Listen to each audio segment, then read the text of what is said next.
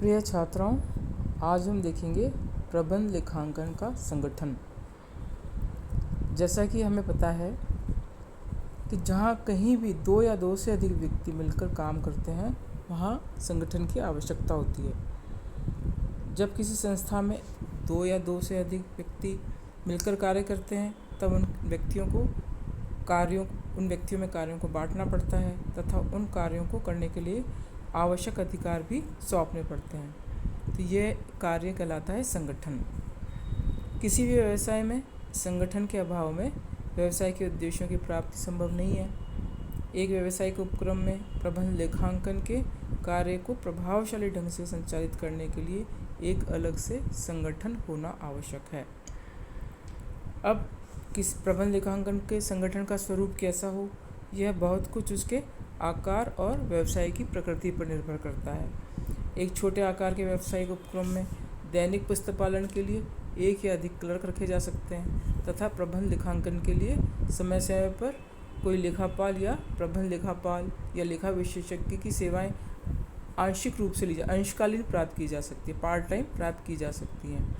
और एक मध्यम आकार के व्यावसायिक उपक्रम में लेखा कार्य को संपादन करने के लिए एक मुख्य लेखापाल नियुक्त किया जा सकता है, जिसके अधीन कौन कौन से होंगे? वित्तीय लेखांकन होगा, लागत लेखांकन होगा, संयंत्र लेखांकन होगा आदि के कार्य को करने के लिए पृथक पृथक उत्तरदायी लेखापाल नियुक्त किए जा सकते हैं। मुख्य लेखापाल लेखा संगठन का मुख्य अधिकारी होता है।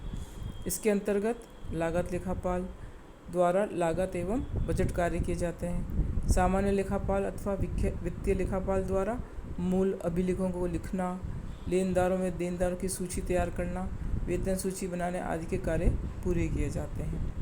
यदि संस्था में यंत्रीय लेखाविधि का प्रयोग होता है तो इस कार्य के लिए अलग से लेखापाल नियुक्त किया जा सकता है। ऐसा ये व्यवस्था छोटे एवं मध्य आकार के व्यावसायिक उपक्रमों में होती है। और यदि कोई बड़ा आकार का व्यावसायिक उपक्रम है तो उस स्थिति में लेखांकन विभाग का संगठन दो प्रकार से किया जा सकता है। प्रथम तो कार्यानुसार लेखांकन संगठन और द्वितीय विभागानुसार संगठन।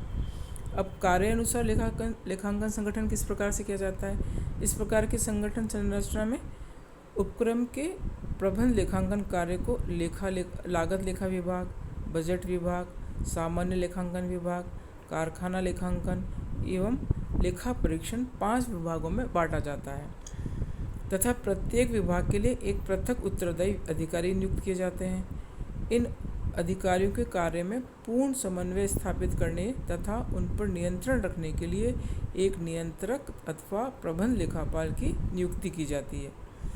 यदि उपक्रम की इकाई एक ही इकाई है तो इस प्रकार से जो प्रत्येक अधिकारी है अपने अपने कार्य के लिए स्वतंत्र रूप से मूल अधिकारी होता है। किंतु यदि एक से अधिक इकाइयां हैं तो केंद्रीय कार्यालय में संपादित कार्यों के लिए यह अधिकारी मूल अधिकारी होता है तथा प्रत्येक का उसके कार्यों से संबंधित उपक्रम की विभिन्न इकाइयों में संपादित कार्यों के लिए एक कार्यात्मक उत्तरदायित्व रहता है। यदि उपक्रम की प्रत्येक इकाई में सभी लेखाधिकारी नियुक्त किए गए हैं तो उनमें से प्रत्येक अधिकारी केंद्रीय कार्यालय में नियुक्त अपने से संबंधित अधिकारी के निर्देशानुसार कार्य करेगा। अब विभागानुसार संगठन, इसमें क्या होता है? कुछ व्यावसायिक उपक्रमों में अपने लेखांकन कार्यों का संगठन उपक्रम के विभिन्न विभागों के अनुसार करते हैं। इसके लिए सर्वप्रथम उपक्रम अथवा कंपनी के कार्यों को विभिन्न विभागों में बांटा जाता है, जैसे डिवीज़न ए, डिवीज़न बी, डिवीज़न सी। इसके बाद प्रत्येक विभाग के लेखांकन का उत्तरदायित्व एक एक नियंत्रण को सौंपा जाता है, जो अपने विभाग से संबंधित सभी लेखांकन कार्यों के लिए केंद्रीय कार्यालय के प्रति उत्तरदायी होता है। उपक्रम में कुछ लेखा कार्य ऐसे होते हैं जिन्हें विभागों के अनुसार बांटना वांछनीय नहीं होता है, अतः उन्हें केंद्रीय कार्यालय के अधिकारियों के निरीक्षण में संपादित किया जाता है। मुख्य लेखापाल तथा मुख्य लेखा परीक्षक के कार्य इस प्रकार के हैं। विभागानुसार प्रबंध लेखांकन संगठन को किस प्रकार से बनाया जाता है, ये हम देखते हैं। सबसे ऊपर होता है मुख्य लेखा नियंत्रक, उसके अंडर में होते हैं अलग अलग विभाग जैसे नियंत्रक ए विसंभाग, नियंत्रक ब संभाग, अगर स है तो स संभाग, नियंत्रण ध संभाग, और एक रखा जाता है मुख्य लेखापाल और मुख्य लेखा परीक्षक। अब प्रत्येक विभाग के नीचे होता है संयंत्र नियंत्रक। जैसे विभाग अ है तो उसका संयंत्र नियंत्रक अलग होगा, ब का अलग होगा, स है तो स का अलग होगा और द का अलग होगा। इसी प्रकार से मुख्य लेखापाल के नीचे जो डिपार्टमेंट होते हैं वो होता है लेखा पद्धति विभाग, निगम लेखांकन, लेखांकन सेवा। ये पृथक पृथक व्यक्ति रखे जाते हैं इस काम को करने के लिए, और संपत्ति लेखांकन। इसी प्रकार से लेखांकन सेवाएं भी पृथक पृथक व्यक्तियों द्वारा करवाई जा सकती हैं, जैसे बिल बनाना है, वेतन सूची है, प्राप्तियों के लेखांकन है, देनदारियों का लेखांकन है, संयंत्र लेखांकन है। इस प्रकार से ये अलग अलग विभागों के अलग अलग सब डिवीज़न कर दिए जाते हैं। अब हम देखेंगे प्रबंध लेखापाल अथवा नियंत्रक। हम जानते हैं कि व्यावसायिक उपक्रम में जो व्यक्ति प्रबंध का लेखांकन का कार्य संपन्न करते हैं उसे प्रबंध लेखापाल कहा जाता है। यानी जो प्रबंध लेखांकन का कार्य करेगा उसका नाम होता है प्रबंध लेखापाल या नियंत्रक। प्रबंध लेखापाल को क्या क्या मुख्य लेखापाल भी कह सकते हैं, नियंत्रक कह सकते हैं, लेखा प्रबंधक, वित्त निदेशक, वित्तीय नियंत्रक, कुछ भी नाम से पुकारा जा सकता है। वास्तव में यह वह अधिकारी होता है जो संस्था में प्रबंध लेखांकन को व्यावहारिक रूप से प्रदान करता है। प्रबंध लेखापाल एक वह अधिकारी होता है जो लेखांकन एवं वित्तीय मामलों के आवश्यक सूचना एकत्रित करता है तथा उसे विभिन्न स्तर के प्रबंधकों को प्रस्तुत करता है, जिससे कि वे अपने कार्यों को कुशलतापूर्वक संपादित कर सके। इसका व्यावसायिक संस्था में वही स्थान होता है जो कि मानव शरीर में नाड़ी तंत्र का होता है। वह अपनी विशिष्ट योग्यता एवं अनुभव के कारण व्यवसाय का कुशल विश्लेषक भी होता है। यह संस्था का एक बहुत ही योग्य एवं महत्वपूर्ण व्यक्ति होता है। अब हम देखते हैं कि प्रबंध लेखापाल तथा नियंत्रक की क्या स्थिति होती है। किसी व्यावसायिक संस्था में प्रबंध लेखापाल अथवा नियंत्रक की स्थिति प्रबंध सोपान में निश्चित नहीं है। संस्था में उसकी स्थिति केवल उसके पद से जुड़ी हुई नहीं है, बल्कि वह उसके व्यक्तित्व, उसकी मानसिक स्थिति, देश की औद्योगिक पृष्ठभूमि, उसकी व्यक्तिगत योग्यता, कार्यकुशलता, ईमानदारी तथा दूसरों के विश्वास को जीतने की क्षमता आदि पर निर्भर करती है। इसके अलावा प्रबंध लेखापाल की नियुक्ति की शर्तों का भी उसकी स्थिति पर प्रभाव पड़ता है। उसकी नियुक्ति की शर्तें संचालक मंडल द्वारा निर्धारित होती हैं। अतः प्रबंध लेखापाल की स्थिति विभिन्न व्यावसायिक संस्थाओं में भिन्न भिन्न होती है। अमेरिका की कंट्रोलर्स इंस्टीट्यूट कमेटी ने नियंत्रक की जो संगठनात्मक स्थिति का सुझाव दिया है वो इस प्रकार है। नियंत्रक नीति निर्धारण करने वाले स्तर पर एक कार्यकारी अधिकारी होना चाहिए। वह संस्था के मुख्य कार्यकारी अधिकारी के प्रति उत्तरदायी होना चाहिए। दूसरा है, संचालक मंडल को चाहिए कि वे नियंत्रक को सीधे निश्चित अवधि के प्रतिवेदन प्रस्तुत करने को कहे तथा वे प्रतिवेदन आवश्यक सूचनाओं के साथ साथ व्यापार की क्रियाशीलता एवं वित्तीय स्थिति को प्रदर्शित करने वाले हों। और थर्ड पॉइंट है कि नियंत्रक संचालक मंडल तथा अन्य उच्च स्तरीय नीति निर्धारित करने वाले समितियों का सदस्य होना चाहिए। यदि ऐसा नहीं है तो वह कम से कम संचालक मंडल की बैठकों में आमंत्रित किया जाए तथा उसे अपनी बात कहने का अवसर दिया जाना चाहिए। अब हम ये देखेंगे कि प्रबंध लेखापाल अथवा नियंत्रक के क्या क्या गुण होते हैं, जिसमें सबसे पहला है लेखांकन का ज्ञान। प्रबंध लेखापाल को वित्तीय लेखांकन तथा लागत लेखांकन का पूर्ण ज्ञान होना चाहिए। यदि इसको लेखांकन की पूर्ण जानकारी नहीं होगी तो वह प्रबंधकों को वांछित सूचना का प्रेषण नहीं कर सकेगा। दूसरा है सांख्यिकी का ज्ञान। नियंत्रक को विभिन्न सांख्यिकी विधियों का अच्छा ज्ञान होना चाहिए। सांख्यिकी का ज्ञान होने पर ही व्यवसाय के विभिन्न आंकड़ों का उपयुक्त वर्गीकरण एवं विश्लेषण करके उन्हें ग्राफों, चार्टों, तालिकाओं और सारणियों आदि के माध्यम से विभिन्न स्तर के प्रबंधकों को प्रस्तुत कर सकता है। इसके अलावा उसको अर्थशास्त्र का ज्ञान भी होना चाहिए, क्योंकि व्यवसाय के अधिकांश आर्थिक निर्णय आर्थिक नियमों से प्रभावित होते हैं। अतः अर्थशास्त्र का ज्ञान होने पर भी नियंत्रक संस्था के भावी नीति निर्धारण में अधिक सहायक हो सकता है। इसके अलावा कानून का ज्ञान भी होना चाहिए। प्रत्येक व्यावसायिक संस्था को देश के विभिन्न कानूनों का पालन करना होता है, जैसे कि आयकर अधिनियम, कंपनी अधिनियम। तो कानूनी जटिलताएं लगातार बढ़ती जा रही हैं, अतः नियंत्रक को व्यवसाय को प्रभावित करने वाले समस्त कानूनों का ज्ञान होना चाहिए। इसके अलावा मनोवैज्ञानिक नॉलेज ऑफ साइकोलॉजी, मनोविज्ञान का ज्ञान। नियंत्रक को अपने अधीनस्थ कर्मचारियों को तथा अन्य विभागों के कर्मचारियों से कार्य कराना पड़ता है, अतः उसे मनोविज्ञान की अच्छी जानकारी होनी चाहिए, तभी वे कर्मचारियों से अधिक अच्छा कार्य करा सकता है। इसके अलावा व्यापारिक एवं औद्योगिक संनियमों का ज्ञान। अब प्रबंध लेखापाल को विभिन्न व्यापारिक तथा औद्योगिक संनियमों की जानकारी होनी चाहिए। उद्योग व व्यापार से संबंधित विभिन्न अधिनियम, जैसे मैंने अभी बताया आपको, कंपनी अधिनियम, साझेदारी अधिनियम, विक्रय अधिनियम, कारखाना अधिनियम आदि की जानकारी होनी चाहिए, क्योंकि जानकारी के अभाव में वो अपना कार्य सही तरह से नहीं कर पाएगा। इसके अलावा उसका प्रभावपूर्ण व्यक्तित्व होना चाहिए। उसके व्यक्तित्व में व्यवहार कुशलता, कार्य के प्रति निष्ठा, विनोदी स्वभाव, ईमानदारी, मेहनत जैसे गुणों का समावेश होना चाहिए। संस्था में गहन रुचि, संस्था के साथ उसका आत्मीय संबंध होना चाहिए तथा संस्था की सफलता में उसकी अत्यधिक रुचि होनी चाहिए, तभी वह अपना कार्य अच्छे से करेगा। यदि उसकी संस्था में रुचि नहीं होगी तो उसको इस बात से कोई फर्क नहीं पड़ेगा कि कार्य सही प्रकार से हो रहा है या नहीं। समझ, अंडरस्टैंडिंग, संस्था के विभिन्न कार्यों समस्याओं के बारे में उसकी गहरी समझ होनी चाहिए, तभी वह प्रभावशाली हो सकता है। यदि वे संस्था की विभिन्न समस्याओं, साधनों, अवसरों तथा चुनौतियों से विज्ञ नहीं है तो वह प्रभावी व असफल होगा। और ये ऐसा इसको समझ कैसे होती है? अपने अनुभव से और ज्ञान से। और लास्ट पॉइंट है संतुलित दृष्टिकोण। उसका फर्म के संबंध में संतुलित दृष्टिकोण होना चाहिए।